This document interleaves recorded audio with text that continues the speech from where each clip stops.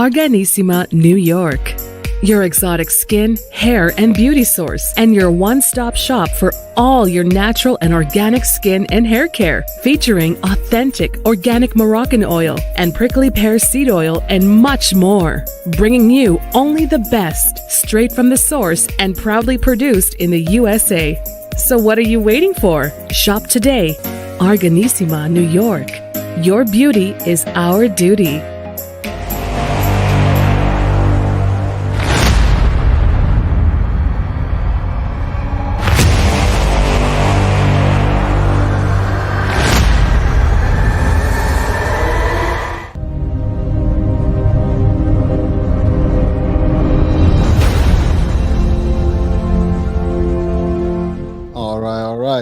Well, welcome everyone to the monthly hour. It is your hour. This is Climb to Your Prime with Dr. Heim, the one, the only. He's with us right now, all the way from Sydney, Australia. The usual, the beautiful view back there. I cannot get past that. I mean, some people say may just look like a bridge, but it's a special bridge. Yeah, it is actually. They light it up at the moment because we have our light festival called Vivid here.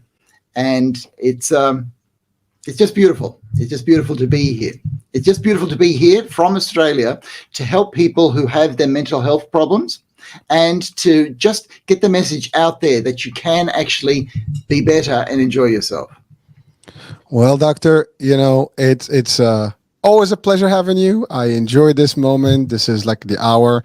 A lot of people actually are getting benefits of this because, at least from the downloads, we know that, the show is really out there and it's all over the world. So that's good.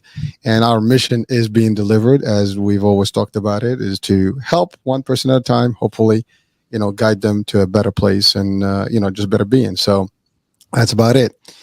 So I got a whole bunch of questions. These are like a little bit of intense ones, I guess, but I guess nothing is intense for you, Doc. You'd be surprised, okay? Go ahead. I have all the confidence in you, man. But just a quick thing before we get with the questions, folks. We are live on Instagram, Twitch, Facebook, LinkedIn, Twitter. We're all over the map.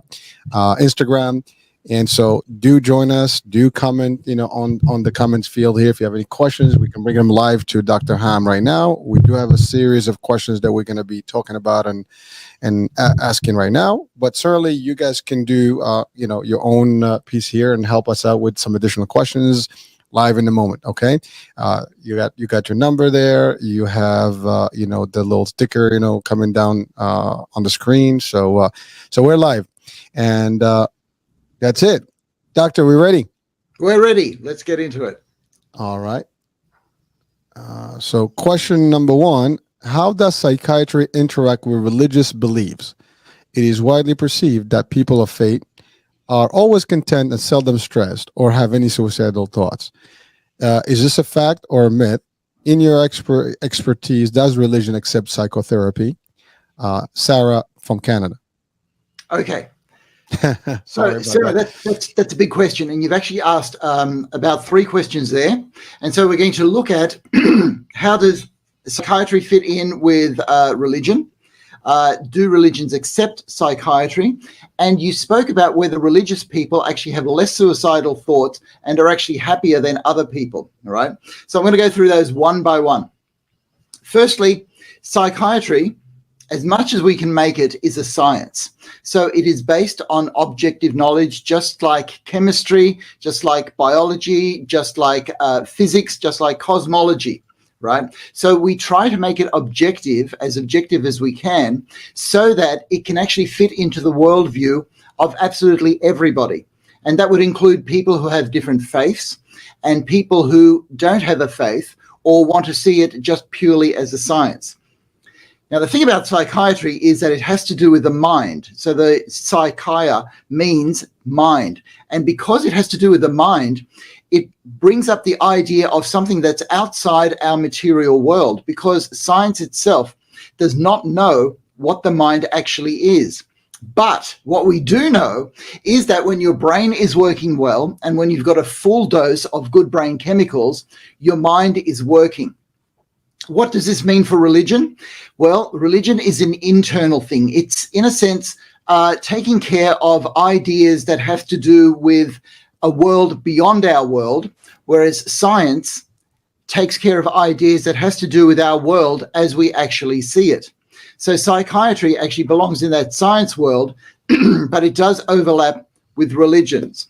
All right, so on to your second question, Sarah, and this has to do with how much religions actually accept psychiatry, and this is actually variable. All around the world, there are different attitudes to psychiatry. Psychiatry is, firstly, a Western science, and because of that, it tends to have more relevance in the West. However, the science behind psychiatry has relevance for the whole world. So the World Health Organization, for example, relies on the science of psychiatry to endorse its policies and how it's going to work economically or socially for people around the whole world. Now, I'm going to talk about that last question that you had, Sarah, which had to do with, are religious people in a way happier? Do they have less suicidal thoughts? Do they have less anxiety and depression? And the bottom line for this is that we don't actually know. I would like to think that whatever worldview somebody has actually helps them, so helps decrease their anxiety, decrease their depression, and have less suicidality. However, I have worked with people who, let's say, are ministers of religion that have not only had suicidal thoughts, but have actually completed suicide. And that's very sad. It's just as sad as anybody that I have spoken to that has eventually completed suicide. So the answers are very deep. There is a big interaction between religion and psychiatry. And in somebody who is a religious person, we start talking about those things if it's relevant to their situation at the time, but not always. So I hope that's a little bit of an answer to your question, Sarah, but I'm sure Hurricane's going to drill down and just Did you know that? Huh? I do. Well, first of all, I do have Catherine, with a comment. I'm going to put her as soon as I do my little, I guess, dive in.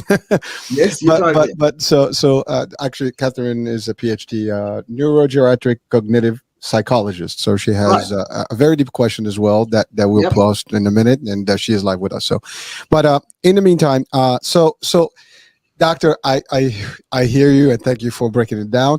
But here's the thing, right? I mean, some people they tend to more veer out towards like going to church or mosque or synagogue, and that's where they find their psychotherapy, if you want to call it that way. That's where they find their Zen, right? They go in. Prayers. I mean, I had a show about meditation, and we talked about prayers and how it's soothing, calming, and it doesn't matter which denomination of prayers or meditation type, but it sounds that it's more of that, piece. To your point, I mean, there's always an exception. People, in the case that you mentioned, someone who's a clergy did wind up, taking, that measure as an outcome, and which is not something we want to hear about. But in the concept of religion, people that tend to have faith or believe in God and believe in destiny, they tend to accept whatever is thrown at them. So their resilience is different, and therefore there's less, I guess, need. And Indian culturally, I mean, I have to say, in a lot of I love what you said about it's a Western, thing, because you go to the East. I mean, you say to someone, and I think even the West, you and I, we talked about it. That's why we have these anonymous, names and stuff that come into the show, because people are not really open to like, hey, I need to, to talk to someone, right? And there's the word shrink, there's the word I'm taboo, right. You have all those things. So it's been almost portrayed like, it's like, ooh, it's not a cool thing, right? But in the East, or the Middle East, or all other cultures, I would say, it's pretty like, you don't go to someone unless you're really, really going through, like going crazy. And I mean, literally.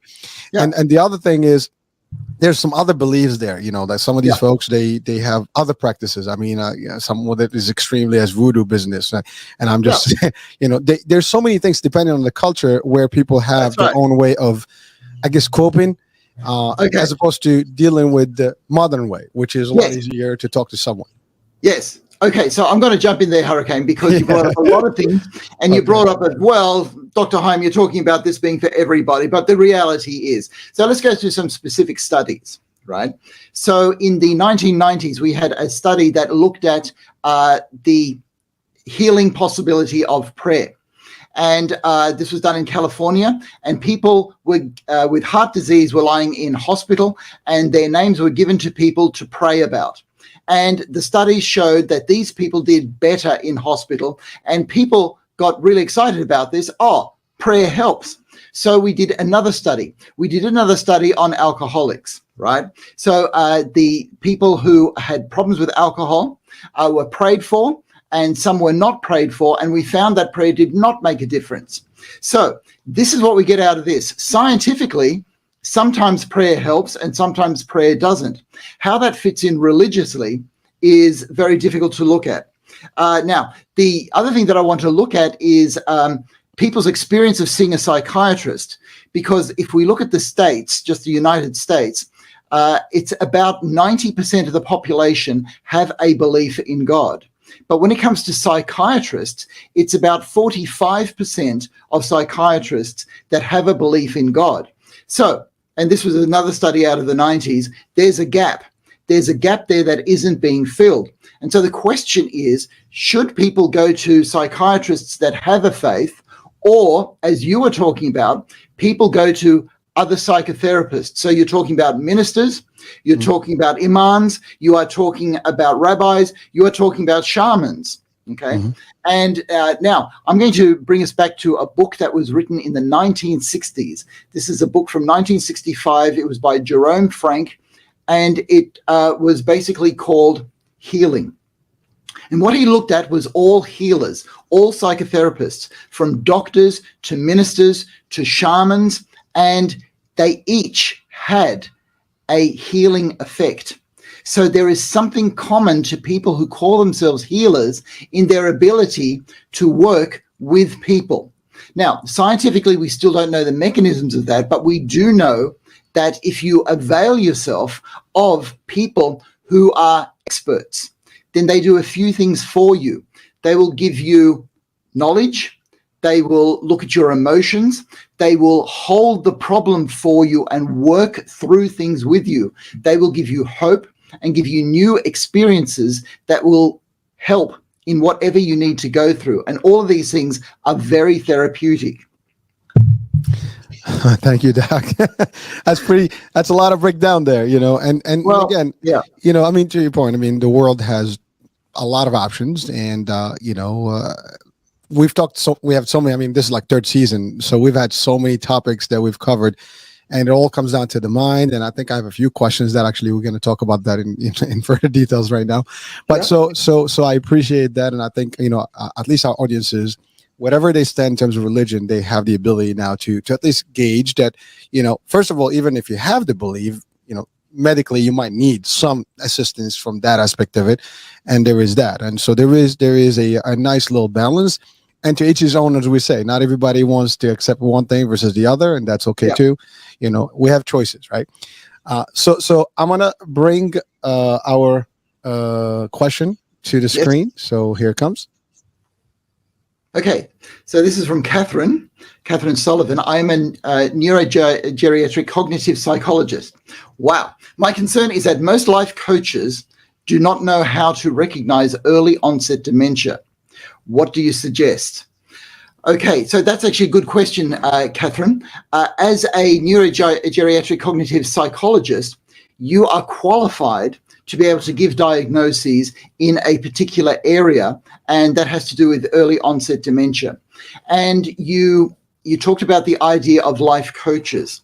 Now, a life coach is not normally a doctor. A life coach does not have expertise in one particular area. So when it comes to the idea of diagnosis, that's when a cognitive psychologist has certain qualifications that help. And this is when we trust the science, that there are certain people that have trained in an area to know what they are doing, because to give somebody a diagnosis is a big thing.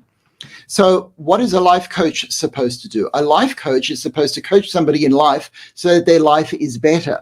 But anybody who is a life coach needs to know a line when to say, you know what, I think you need to talk to a doctor about that.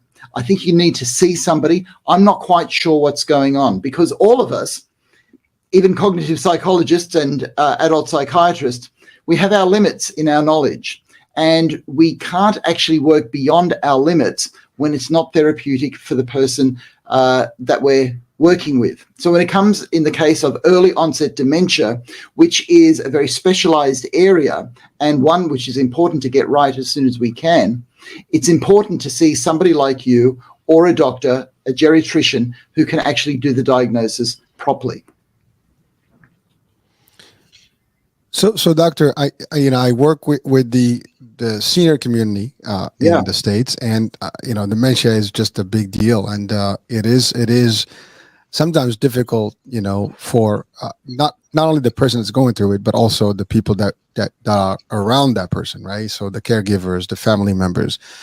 Since we're talking about this, they're the first live coaches within that particular parameter. Obviously seeking help is one thing, definitely asking for the next level help, which like the psychology or psychotherapy. But really the people, what would you tell them, to how would they mitigate some of that, at least to absorb and accept, the change? Because for example, if, my mom or my father is going through this, I'm just as affected with the repercussions. And that's a big toll on me. So since we're talking about this topic, what are some of the recommendations, and Dr. Catherine, you please, jump into as well if you have any up there. But certainly, what are some of the things we can tell our audiences if they are dealing with dementia or somebody that has dementia onset or ongoing? So. Okay, so the main message, Hurricane, is you've got to take care of yourself as well, to the point where if you need to see a therapist or somebody like a minister, somebody who is a help person for you, taking care just of you, that's actually very important. Because when somebody gets unwell, let's say with early onset dementia or any type of dementia, then as you said, it affects all the people around them. Now, the thing is that we don't want the people around the person with dementia falling off the perch, okay, not being able to cope anymore, because then you have more people unwell. And it breaks my heart to see just how much this affects families. And I have some of this going on in my family at the moment. And the answer is for everybody to know that, to make sure that they have the help that they need personally, and that they help to the extent that they can help without falling over themselves, because we all have our roles to play in life, Hurricane. And when somebody is unwell, the question that you have to ask is, what is my role in this particular situation? Thank you, doctor. And again, it is. I'm sorry to hear that that something is going on in the family, but you're right. And by the way, this is a question for me.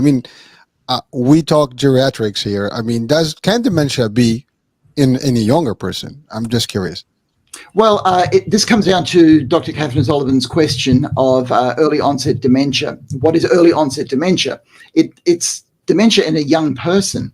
How young? Well, when somebody's in their 80s, dementia is more prevalent. When they're in their 70s, it sometimes happens. But when you're in your 60s and you get a form of dementia, then that is early onset dementia. And I have worked with people whose spouse developed dementia in their 50s, and that is tragically early onset dementia. And it does happen for various reasons that science does not always understand.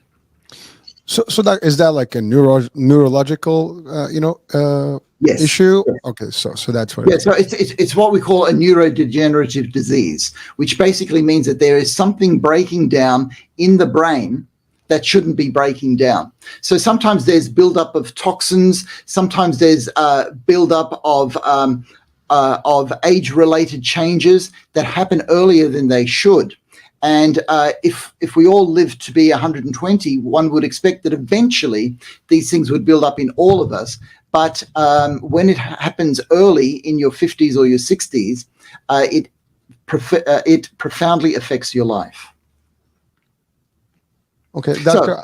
Yeah, go ahead. Okay, so if we're talking about the causes of dementia, there is a buildup of toxins, there's a buildup of age-related changes, and they have done studies on what's called telomeres. So the parts of our cells that basically tell us our lifespan. And when we get to the end of, it's like getting to the end of a candle, sort of, whoops, there's no more candle there, so this is the end of your life. And for some people, these telomeres break down prematurely, and we don't understand why. And this whole idea of the body clock and how long we're supposed to be living and what makes a difference in that, we are just starting to understand. So, for example, your biological age may not be the same as your chronological age. So your chronological age is your birthday. If you are 70 this birthday, but people say, hey, you're looking good for 70, that means your biological age is younger than 70. Whereas there are some people who have had very difficult experiences where their biological age is older than their chronological age. So some people at 50 look as though they're already 65 or 70. And so there's a difference between what happens in time, linear time, and what happens with body changes. And we don't know all about that yet, but there are differences.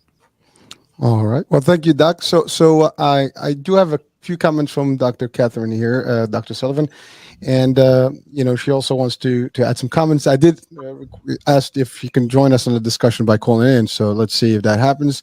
Yeah. But in the meantime, let me just show the notes. Give me 1 second here.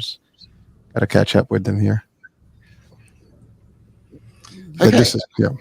So there's a great paper called the Mental Health Matrix. It makes the distinguishing the difference between subjective quality of life compared to pathology. Yes. So psychiatry, and this is something that Catherine's getting at here. Psychiatry it's all about fixing people. It's fixing about what goes wrong. Whereas psychology is not always about fixing people. It's about looking what goes right and looking at how the mind works. So I gather that this paper called Mental Health Matrix looks at this difference between the subjective quality of life, so in other words, how you feel your life is going, and the pathology, so what's actually going wrong in your mind or in your brain. Thank you for the comment, Dr. Catherine Sullivan. All right, so let's see if we can have Doctor join us in a discussion by calling in. So, Doctor, the number is on the screen. That's 732-332-8493. If not, Doctor, you can certainly just put in the comments, that you want to add in on the comment sheet right now, like whatever we're, I guess, having a little chat, and then I'll post it to the screen, and Doctor will interact with it. I'm assuming you got that, Doc. So I got that. Yeah. No. I'm talking about Dr. Catherine here. Good. Yeah. So yeah, please do call in, and we are ready for your. Oh, there she is. Unfortunately, Doctor, we're not able to hear you. Sorry about that. We lost Dr. Sullivan, but we please stay with us on the discussion, on the comments, and I'll relate them to Dr. Heim. In the meantime, I'm going to go to our next question, which is probably relevant to everybody watching and listening right now. So are you ready, Doctor? I'm ready. We live in a world where everyone is displaying wealth and boasts through social media. There is hardly any privacy, and it seems that it has become standard to share everything personal or enticing, which can lead to the peer pressure factor, keeping up with Jones's syndrome, which impacts people and creates an unhealthy environment leading to stress, anxiety, pressures, and family issues, including divorce, suicide, and tendencies. What tools does psychiatry offer to alleviate these things and help people? This is Janet, Florida. Okay, Janet from Florida, thank you for your very important question. Unfortunately, what you say is true. We live in a world where there isn't much privacy and everything needs to be shared, or so it seems. And so all the disparity in our wealth is seen on social media. Now, psychiatry doesn't actually offer any tools as such, because we are still gathering evidence as to what the impact of social media is on the human brain and on our behavior. And until we get the evidence and then work out what to do about it, there's a time lag because things are changing very quickly. However, Janet, I've put out a video, and it's called Social Media Addiction. And it looks at all the evidence that shows how much of a problem social media actually is. And the one tool that we have is our ability to switch off, to turn off from the internet and make sure that we engage with people face to face. So on that video, I give, I believe it is 8 tips that people can use to make sure that they turn off from too much social media and turn on to the people that are right in front of them. So one thing that I encourage people to do, and if there's one thing that you can do for yourself, it is increase the amount of meal time that you have with people around you. There are some people that are not having a daily meal with other people. People actually have their meals in front of social media, or they're sick of their family, so they don't get together. But where we've gone from a society that used to have 6 meals a week together 50 years ago, we are now at a society where to have 1 meal together a week is becoming a rarity. So if you, Janet, in your world can turn that around somehow so that you actually have meals together with whoever you live with, if that's your family or if it's a group of college friends or a group of work friends, then have meals together. If you're having no meals together a week, have 1 a week. If you're having 1 a week, have 2 a week. The more face-to-face time we can have, the more our real world becomes the interaction that we have with the people around us, rather than the interaction that we have on screens, which is a virtual world, not a real world. Thank you, Doctor. It's really a nightmare. I mean, unfortunately, it's happening everywhere, and it is difficult because I mean, I'm on social media every day, you know, and I see a lot of that, and there's a lot of marketing that's going on, and it's becoming very enticing to people. Like, you know, at least, you know, everybody wants what everybody else has. Yeah, and sometimes, you know, people have limited means, whatever, but now they feel obligated to really, like, you know, I want to do more. And, you know, some of it is motivating. Don't get me wrong. I mean, yes, that's right. There's a piece of that, but some of it could be difficult for people because, you know, they see all the stuff that is probably not as attainable as people think, and at least not in the fashion that sometimes is being portrayed. I mean, you hear some of these things like, oh, you can become a millionaire overnight. I mean, I'm not sure if that's possible. I mean, maybe it is. I don't know. I haven't met one that actually unless you win a lottery or something. But I mean, it does take some work.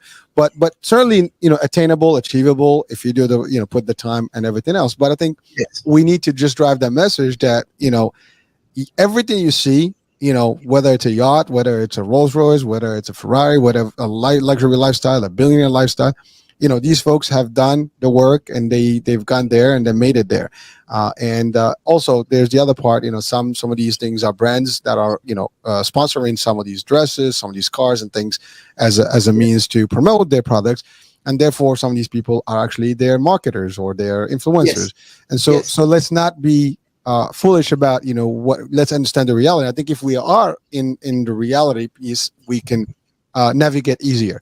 But if we just live in the fantasy that, you know, oh my God, yeah, I think that's going to be a problem. And at least that's my opinion, though.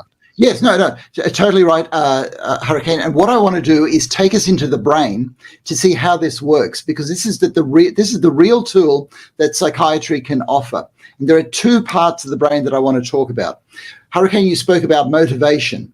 Now, motivation is mediated in the brain by a chemical called dopamine. And we've spoken about dopamine before because it's very important in mediating our experience of pleasure, which we all like. It mediates motivation. It mediates curiosity, so that if we can't actually enjoy certain clothes ourselves, we will enjoy watching other people that have those clothes and imagining what it might be like if we had it.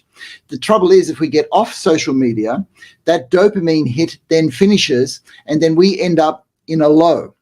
So that's the one thing that keeps us hooked on social media and keeps us hooked on wanting things that we don't have. Now, you also mentioned how other people who have, let's say, a yacht have put in certain effort to get to that yacht. So I want to take us to another place in the brain. This is called the orbitofrontal cortex. And this is another place that we've talked about before. It's right in the front of your brain. In fact, when you go to a party, your orbitofrontal cortex arrives before the rest of your brain does. It leads you. And we don't talk enough about it.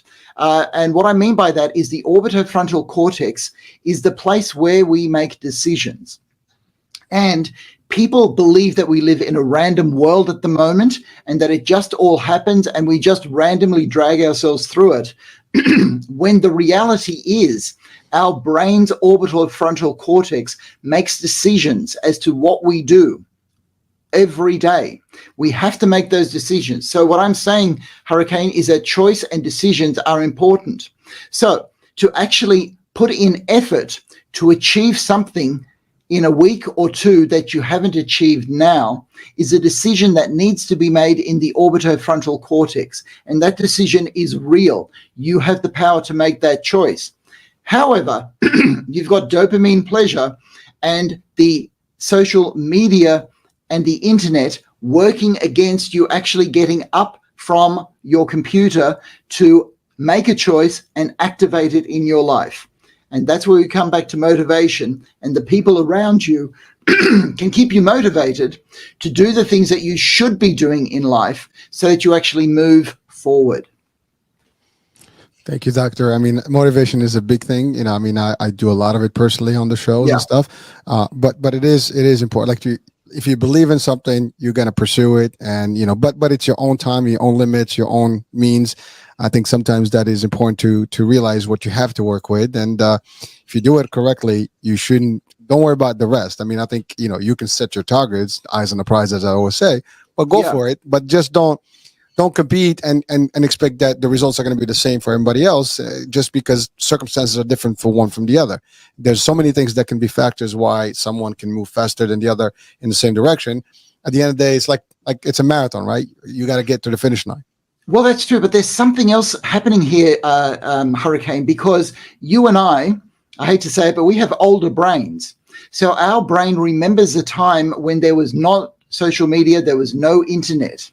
So let me assume that somebody like Janet is in her early 20s and she has grown up with social media and the internet as part of her life. And so her brain is different to our brains. She's also gone through a very telling time in her life when she had COVID, and we all spent a whole lot more time indoors glued to screens. That happened to all of us. And the effects of that on a younger generation, unfortunately, is more, which means that somebody like Janet has to listen to the things that we're saying here, Hurricane, and use her orbitofrontal cortex to say, damn it, I'm going to make a difference here. I'm not going to let the social media dictate what I do with my brain. I'm going to decide to be engaged with the people around me, get more sunshine, and I even tell people like Janet just to go for a walk, because when you go for a walk, you're moving forward. And then when you think about what does it mean to move forward, it means to have a direction, to go where you want to go in life and get what you want to get and figure out how to get there. Because you know what, Hurricane, it takes effort, and it takes more effort in an age of social media and the internet. It's amazing because it sounds like, at least from the perception, it looks like there is no effort needed, yet it's the opposite. It's a lot of effort. It takes a lot of effort, Hurricane. And we don't like saying that because nobody wants to hear how much effort life is. Okay?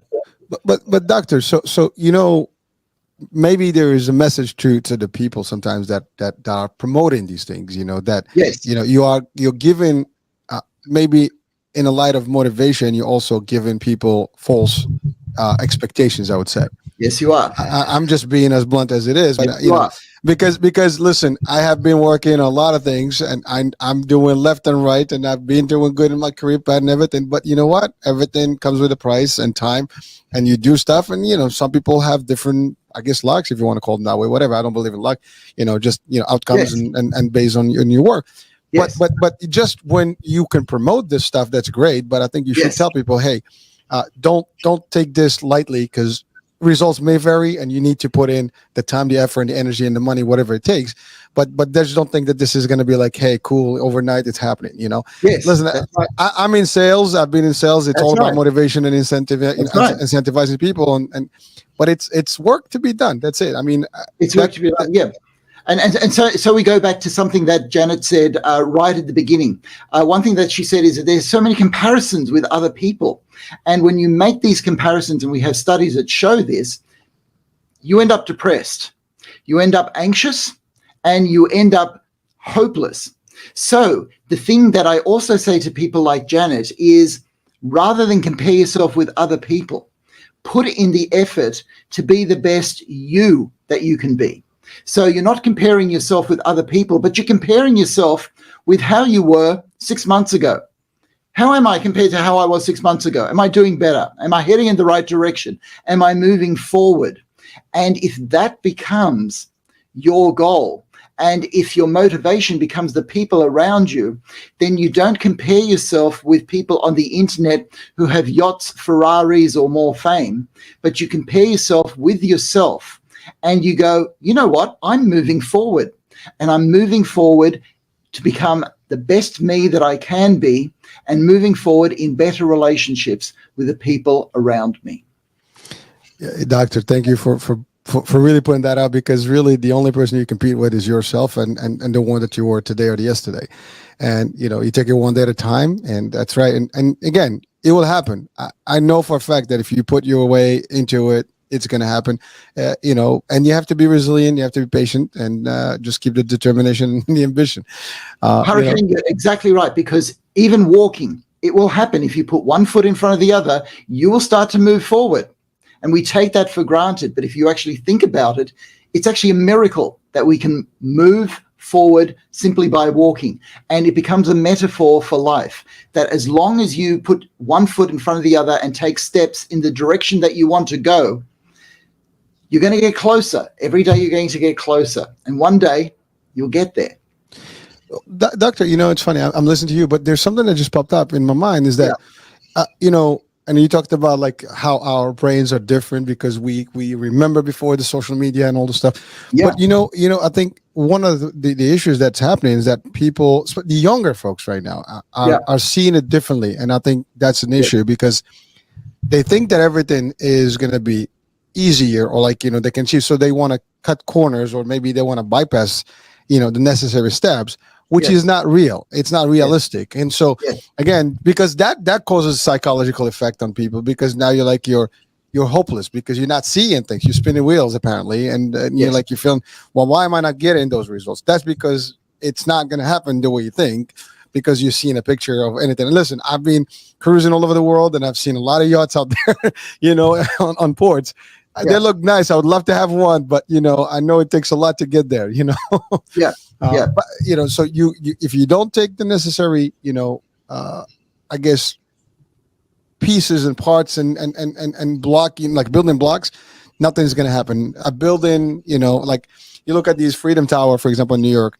It took years to actually build back, right? The foundation itself took years. So nothing that is worth something is gonna be like overnight. That's it. Yes. And I'm freezing. It looks funny on the picture here. So yes. And that's the difference when young people who figure this out, that say I have to put in the effort first. There's just no way that life is going to be easy.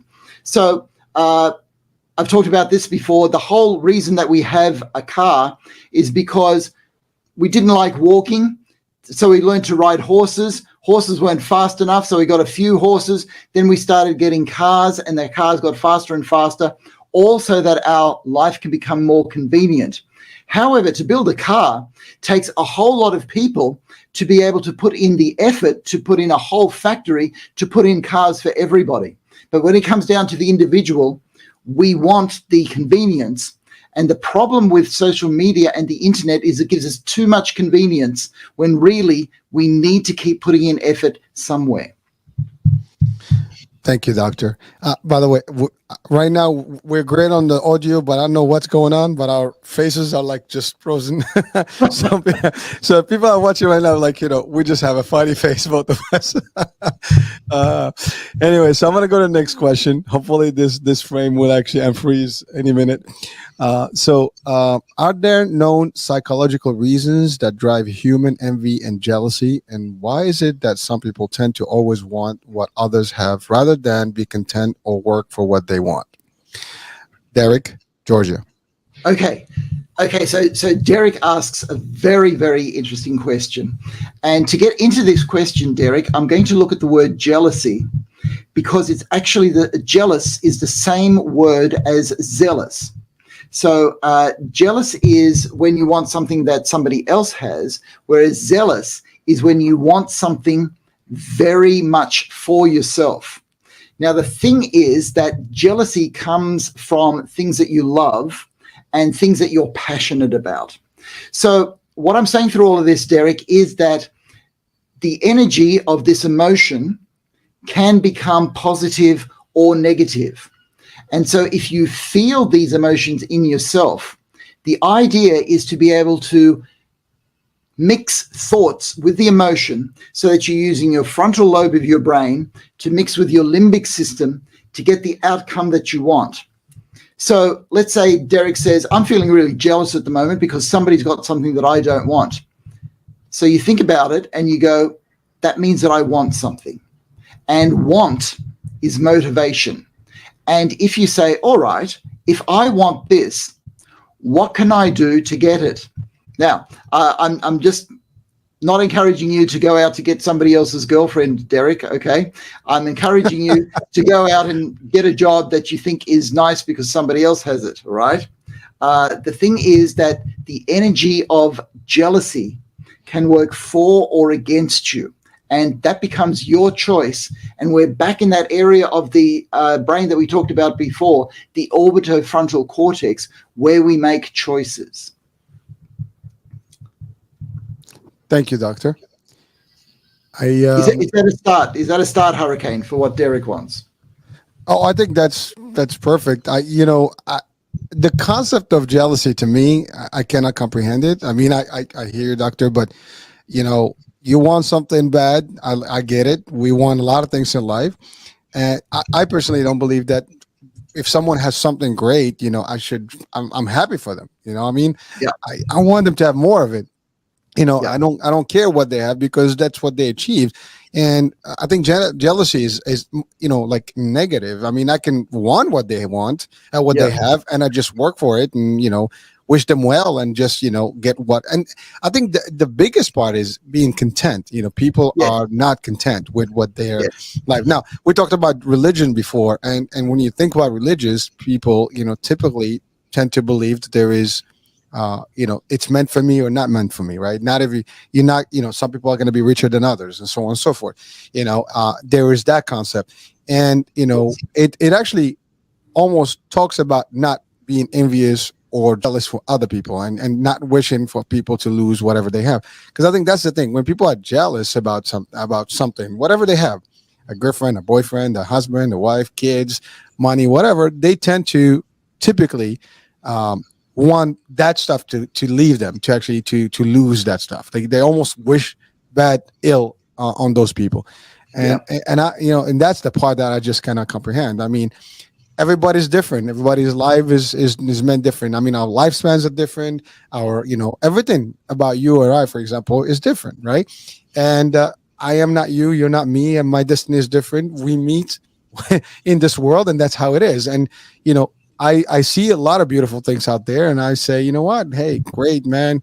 I love when someone says, "Oh, that's a beautiful car, nice car." But you can feel that the person is happy for you, not like, damn, why do you have this car? You don't deserve this car. Yeah. So, what you've just put to us, Hurricane, is a life view where we can wish each other well, because good experiences are what we all want. And when somebody else gets it, you can actually wish them well rather than ill. Okay. So in other words, you don't have to go into competition with everybody. However, some people feel really strong emotions. and they don't know how to handle these emotions. And jealousy is one of these emotions. So before I talk about that,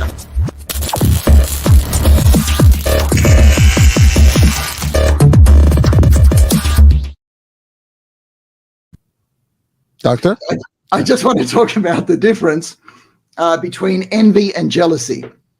Okay, so imagine that you're walking down a street in Paris and you see this couple at a cafe and the sun is shining and they seem to be really enjoying themselves. And you're alone. And so you start feeling one of these emotions, envy or jealousy. Okay, but then you get closer and you realize that one of the people that's sitting there is actually your girlfriend, right? And that's either envy or jealousy, right? And people 100% know that wanting what somebody else has is just envy. However, when something is happening to somebody that you care about, that becomes jealousy. And in a lot of males in particular, a very strong jealous reaction can rise up to the point where people get so angry that they can do some damage. And pathological jealousy is a psychiatric condition that often needs hospitalization. So what do you do in this situation? Okay, when you have these strong emotions, first of all, you've got to know that you're in the grip of a strong emotion. And okay, so I give people a red light and a green light and a traffic light. So when you're in the grip of a strong emotion, you see a red light. When you see red, stop everything that you're doing. Then you go to amber or yellow. And this is an area where you think, what's the next thing I'm going to say? Think, what's the next thing I'm going to do? And then you go to green. And green means go. Do something when you know that it's safe and you have planned it. So when you use this traffic light of red, yellow, and green, you can use it to help you handle strong emotions. And I have on the internet a whole lot of techniques of how to handle strong emotions, but this is probably the most immediate, so that when you know that you're in the grip of a strong emotion, you stop everything that you're doing and you don't say or do anything. Then you think, which is yellow, and then you only go to green when you know it's going to be safe. I love it. I mean, it's a very simple concept.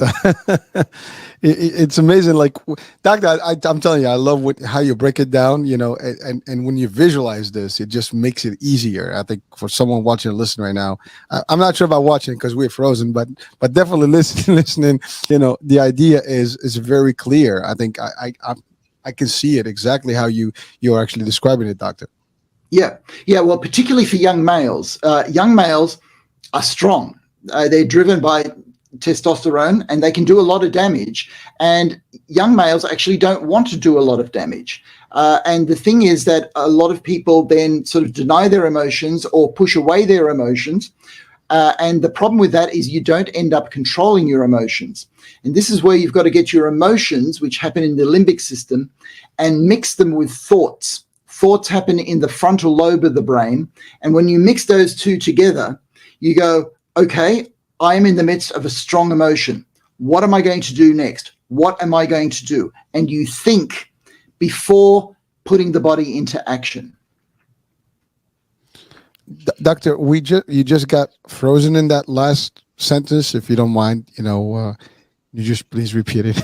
I'm sorry. Oh, the last sentence. Okay. So the last sentence was, when you combine your thoughts and your strong feelings, then you can think and say, what is the next thing I'm going to say or do? And you can choose your words and your actions before putting the body into motion. All right. I think that's a powerful advice, I think, for all of us. And, for me personally, I can take that because it is important for each one of us to actually use what we hear and apply it in real life. I mean, it's funny. I will make this joke, with some other guests, that I'm the first customer of my own shows. I just absorb everything, and you're my doctor. I mean, I know we don't have that relationship like a doctor relationship, but I take all this stuff, and it really keeps me motivated. And And by the way, I take this also through my family, and it's working in my family. It's helping me, deal with different things within my own personal life, and that's really what it is. It's real applications and real resources, or at least I guess systems that we can apply in real life that can get us through everyday's life and really be happier. Yeah, yeah. Yeah, and that's why the work that I do is based on science, so that I can talk about these things, and then you and other people can then translate it into whatever's needed in life at that time, be it in your family or in your motivational work that you do, Hurricane. Well, Doctor, again, you're doing this, and I always say, first I want to thank you as always. We're coming to the end of the show. I always want to thank you for your coming, to this show, and even doing this for 3 seasons now. We're getting there. I mean, it's been a long run, and I really appreciate everything that you've done for our network here and for the show and for the people around the world. And I follow you. I enjoy those clips of you doing your pitches around the world. And it's important, I think, sometimes to just take and absorb and pick some stuff that's going to be good tools for us to live a happier life and a better life, also be better in this world, and as we always talk about, contribute better. Yeah. Thank you very much, Hurricane, because I appreciate the opportunity that you've given me to be able to talk about these things.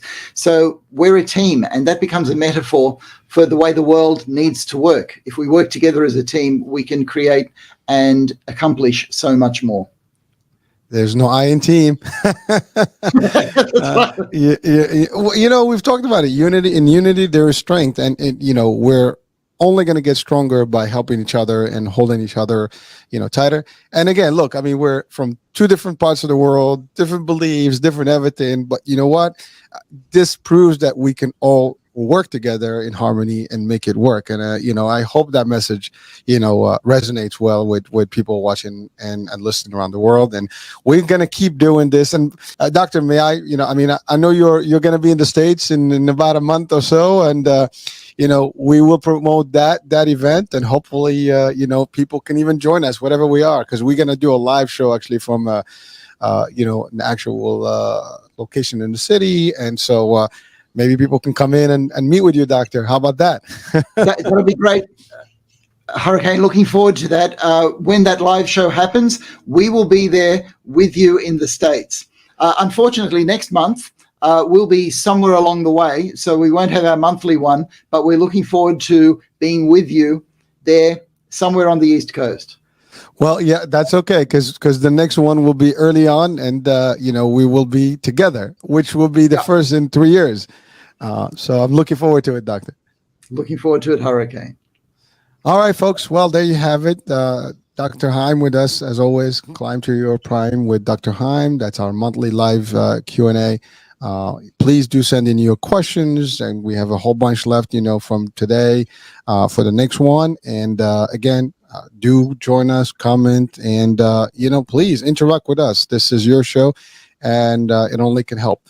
That being said, thank you so much for being with us, and we'll be talking, I guess not June, in July sometimes, and we're not going to tell the date until it's close, so it will be promoted before, so people can actually catch us up on the real live set together, me and Dr. Heim. And I think Dr. Caroline will be with you, right, Doctor? Oh, she certainly will. That's right, Hurricane. All right. So I'll have the dynamic duo. Both doctors will be on the set. So that's going to be an interesting, and a more powerful, because I think you're also talking about the book that we talked about last show, and so that's about relationships and things like that. Yeah, it's going to be very, very interesting. So I look forward to that, and we'll be answering questions as well. All right, Doctor. Well, listen, you have a great Saturday. Thank you, and you have a great rest of Friday. Thank you, sir. We'll be talking soon, man. That sounds great.